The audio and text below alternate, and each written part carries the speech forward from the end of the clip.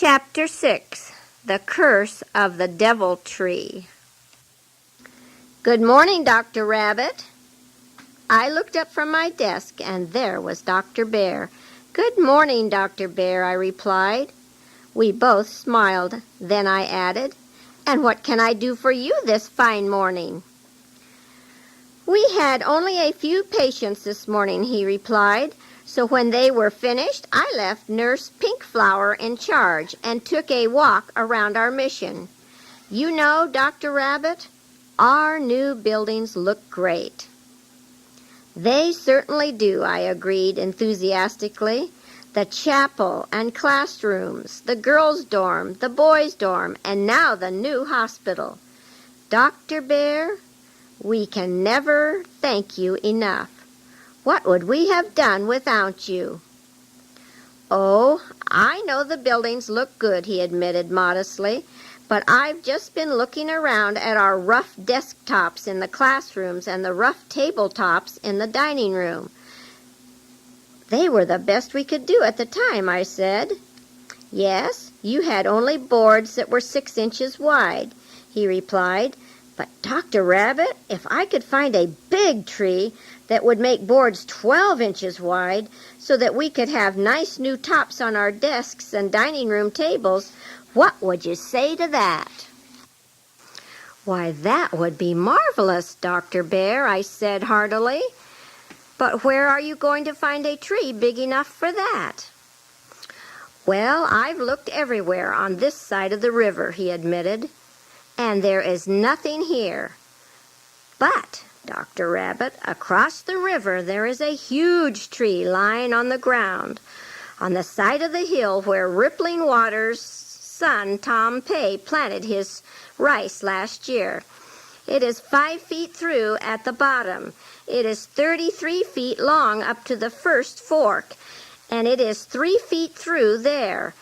It is solid all through, and it would make plenty of magnificent boards 12 inches wide." "But, Dr. Bear," I interrupted seriously, "don't you know? Haven't you heard? Hasn't anyone ever told you?" "Told me what?" "Why, that's the old devil tree of the village of 33 pagodas, and it's supposed to be cursed." "Cursed?" "Yes, cursed. Here, Dr. Bear, sit down and I'll tell you about it," I said. So he sat down and I told him the story. "You see, years ago there was a village over there called the village of 33 pagodas, because it had 33 pagodas on the ridge of hills at the back of it. Well, about 1885, when the British annexed Upper Burma, the people of that village got scared of the white man's thunder sticks and lightning sticks, their firearms, so they moved back into the hills of Siam. Now this tree you have been telling me about was their devil tree, where the devil spirits responsible for sickness and all kinds of bad luck lived, and offerings of bananas, tobacco, betel nut, and rice were placed in the little spirit house at the foot of that tree every single day. Well, before moving away, the headman took a diamond, and making a cut in the bark somewhere, he inserted the diamond in the heart of the tree and uttered this prayer: 'O spirit of the forest, we have lived here for many days, but now we are going away, and we do not want anyone else to live here. So here is an everlasting offering to you. Watch over this place and keep it for us, in case we might come back. Curse anyone who will build a village here. Curse anyone who tries to steal this diamond from your heart. Yea, curse him with sudden death.' The story was told for miles around, and afraid of the curse, no one ever dared to come near the old devil tree or to build a house anywhere near it. Years went by, and the devil tree grew bigger and taller. When we built our mission station on this side of the river, the old devil tree was the most outstanding on the other side. Our schoolboys, who searched all through the jungle for edible roots and bamboo shoots, said you could easily find the brick ruins of the 33 pagodas on the top of the ridge. So it looks as though the story is true. Well, they say that a few years before our mission station was built, in a village a few miles away, 2 men got their heads together and said, "Look, many years have gone by and nothing has happened. It is evident that the curse of the old devil tree has no more power. Come, let us saw it down and split it up and look for the diamond." So they took their axes and their saws to the old devil tree, and they sawed and sawed and sawed and sawed. They must have been about halfway through when suddenly one man straightened up and cried out, "I can't work any more. I'm sick. Take me home. Take me home." His workmate carried him home, and in a few days he was dead. "Oh ho," said Mr. Bear, "so that's the story of the curse of the old devil tree." "I'm not half finished yet," I said. "A few more years went by. We built our mission station here. Fair One, our first dispensary nurse, was baptized. Her mother, poor old Rippling Water, was driven out of her village, and then one day she came to me and said, 'Dr. Rabbit, 2 more of my children, Nantu and Ton Pei, want to be baptized next camp meeting. And I've been thinking, if you baptize my children and baptize my house, maybe I should learn more about God and be baptized too.' And I said, 'Wonderful.' Then she said, 'But it's no use getting baptized unless I understand. And I can't understand unless I hear the preaching. And I can't hear the preaching unless I live close enough to come.' 'That's right, Rippling Water,' I agreed. 'So where do you want to live?' 'I would like to build my new house just across the river,' she said, 'where the village of 33 pagodas used to be. Then I could come to Sabbath school and church every Sabbath.' 'That's a splendid idea, Rippling Water,' I agreed. 'Some of the big boys and I will help you build your house.' Then she lowered her voice to a whisper and said, 'Yes, but Dr. Rabbit, what about the curse of the old devil tree? Does it have any power over Christians?' 'Indeed not,' I replied. 'Look at us over here right beside the haunted cursed pagoda. Nothing ever happened to us. Heathen curses have no power over Christians.' Her face brightened up with a big smile. 'Then I will,' she said. 'I'll build my house just across the river.' And she did. And Tom Pei lived with his mother and came across the river every day to school. Then one day Tom Pei stepped into my office and said, 'Dr. Rabbit, I've been thinking of clearing the side of the hill where the old devil tree is to plant my rice this year. Now, I'm not going to fool around about the old devil tree, but if I fell my trees and bamboos towards the old tree, and if, when they were dry, I burned them off, the fire burns down the old devil tree, could the curse do anything to me?' 'Indeed it could not, Tom Pei,' I replied. 'Then that's what I'll do,' said Tom Pei, and he did. And when the dried-up trees and bamboos burned away, lo and behold, the old devil tree lay in the ashes. The jungle folks were excited. 'Now watch him die,' they said. 'Now watch him die.' But Tom Pei didn't die. He planted his rice all around the old devil tree and reaped a bountiful harvest. Then 2 more men in a nearby village said, "Ah, now the curse is certainly broken. Look, the Christian is well and strong, and he has a good crop of rice. Come on, let us go and cut the old tree up and look for the diamond." So they took their axes and their saw and started to cut through the old devil tree just below the fork. And they sawed and sawed and sawed. They must have been about halfway through when one of the men straightened up and cried out, "I can't work any more. I'm sick. Take me home." His workmate carried him home, and in a few days he was dead. I paused and waited for Dr. Bear to speak. "So that's the tree," he said slowly. "I noticed the saw cut near the fork, about halfway through."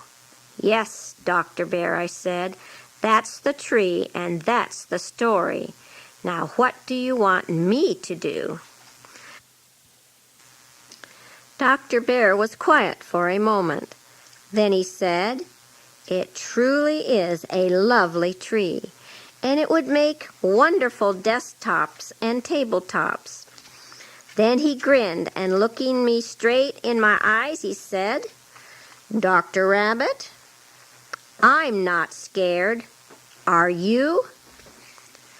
Look here, you know the government men better than I do. You get me a saw pit license for that side of the river, and the boys and I will saw the thing up into boards." "And what if you find the diamond?" I suggested. "So much the better," he laughed and went away happy. In about 3 weeks, the saw pit license came, and in about 3 more weeks, Dr. Bear announced happily, "We have 2 fine logs, each of them 15 feet long, and we have built the saw pit just down the hill a few feet from where the logs are. We will have the first log on the skids this afternoon." I saw the excited boys pile into the motor launch with Dr. Bear that afternoon and go across the river to Rippling Waters Landing.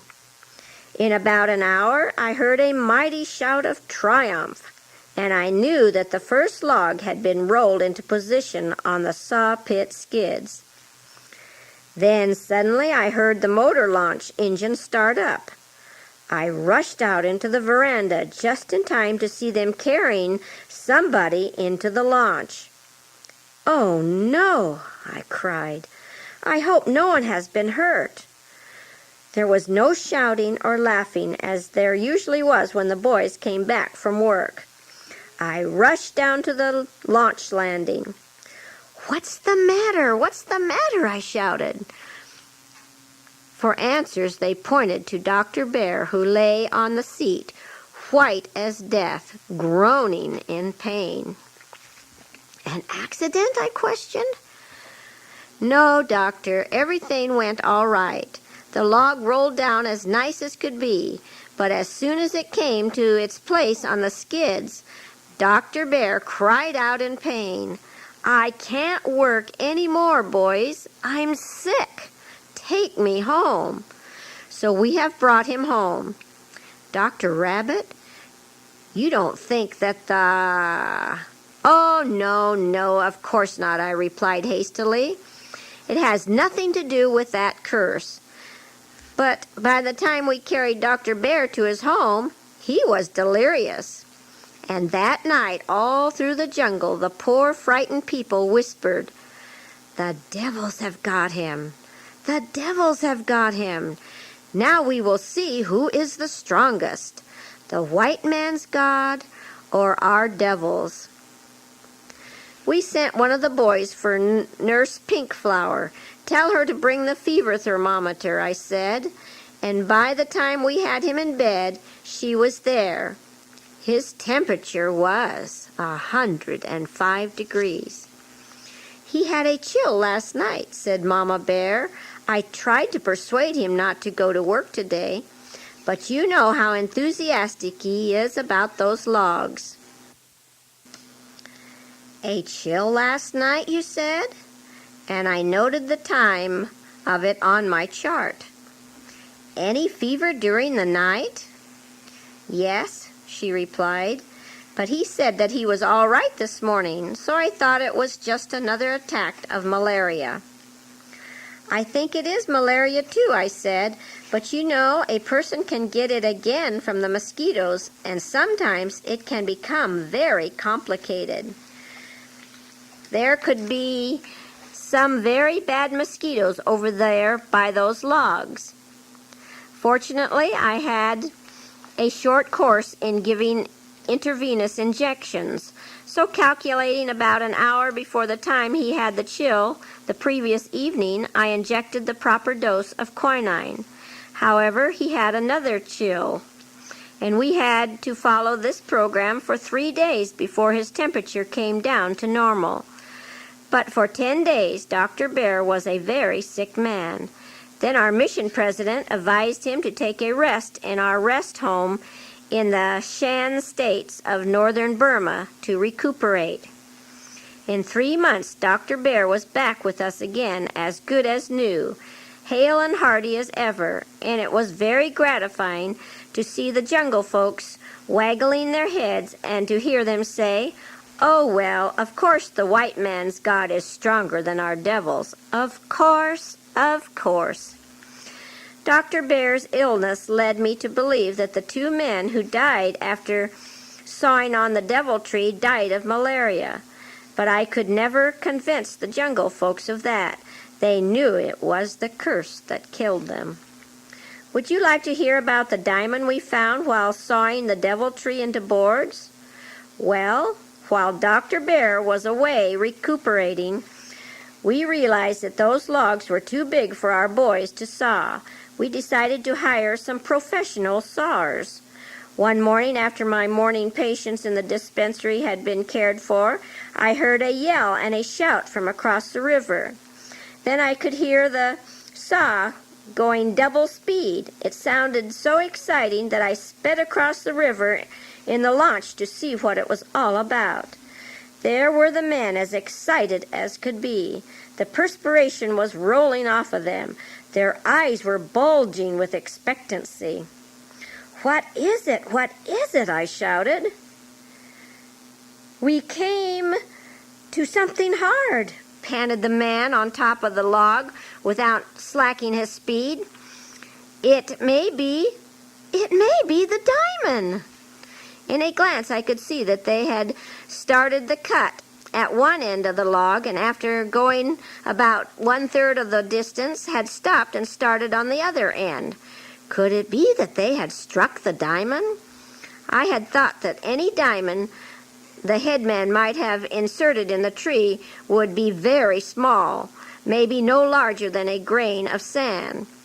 But who could tell? They had only a few more inches to go. I was becoming excited too. I found myself putting the chocks in place to hold the log when it split open. I occupied myself getting the big wooden wedge ready to force the log open as soon as they stopped sawing. Then all of a sudden I heard the saw grating on something hard. "There it is!" the men shouted as they carefully tilted the saw to cut as far above and as far below the diamond as possible. "Finished!" shouted the man on top, and he quickly pulled the saw through the saw cut. I placed the wedge in position. The sawyer gave it a few blows with his sledge, and the great log rolled wide open, and there it was. No, not the diamond, but the hard thing that they had hit while sawing. And that hard thing, as plain as could be, was a big .30 caliber bullet that somebody at some time or another had shot into that tree. For a moment we were awed, and then a little disappointed. Then the humor of the situation struck us, and we sat down and laughed to our heart's content. Of course, a very tiny diamond might still be there embedded in some of the limbs or in some of our boards, but we didn't bother to hunt for it any more.